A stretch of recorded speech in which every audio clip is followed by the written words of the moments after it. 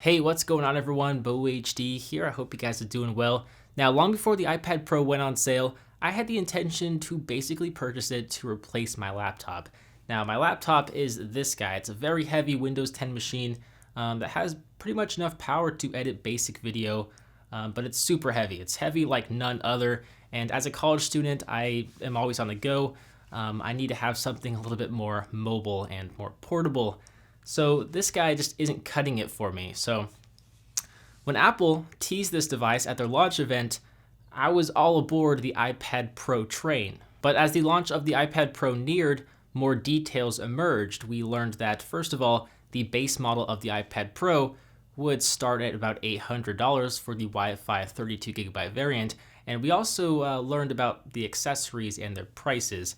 The accessories that launched with the iPad Pro, of course, they are the Apple Pencil and the Apple Smart Keyboard. So if you purchased both of those accessories, it would set you back an additional $100 to around $300. I knew I didn't want or need the $100 Apple Pencil because I'm not a graphic designer. The only reason I would buy it is to test for all of you, but I did know that I wanted and I needed the Smart Keyboard to take notes and for homework and studying and writing papers. So I was looking at spending at least $970 for the base model iPad Pro and the Smart Keyboard. That's a lot of money no matter who you are, especially considering the device doesn't run full desktop apps. Now, it runs iOS, and iOS has come a long way. iOS 9 now features multitasking, so you can effectively run two apps on screen at once, which is awesome, and I'm really jealous that stock Android cannot do that as of right now. But it's not perfect. In fact, most applications do not actually work with the split screen functionality, which ultimately limits my productivity. For example, when I script a video, I open up Google Drive and I open up Chrome or a browser like Safari to research, and I can't do that at the same time on the iPad Pro or iOS 9. Now, as I'm experiencing these limitations or drawbacks, I'm also reflecting on many of the pros of the iPad Pro. For example, the 12.9-inch 2732 by 2048 resolution display is beautiful. The Apple A9X processor with 4GB of RAM is seriously impressive. It's very fast. The stereo speakers are seriously impressive, and the near 10-hour battery life, well, it's definitely a pro. These are all features of the iPad Pro that I really love. But I'm also thinking to myself, how does the iPad Pro compare to other competing devices?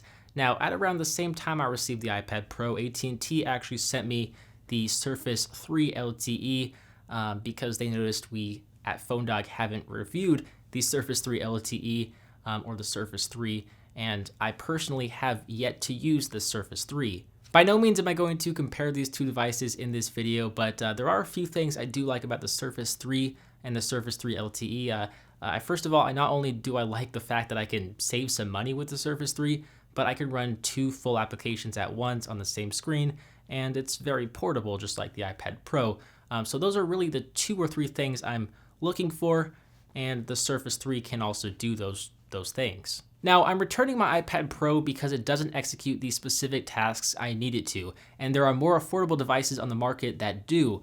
It also doesn't help that the Smart Keyboard and the Apple Pencil have been delayed due to shortages, and in my view, a physical keyboard is just absolutely essential for the iPad Pro. It's absolutely essential for my workflow. If you share a similar viewpoint as I do, I encourage you to not settle.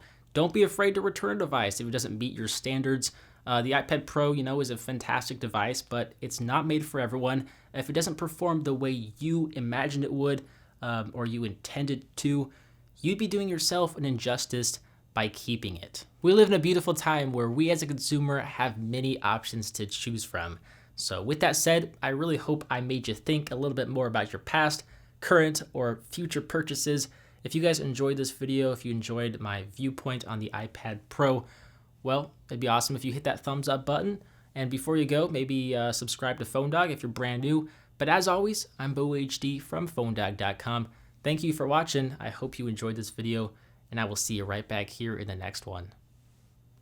See ya.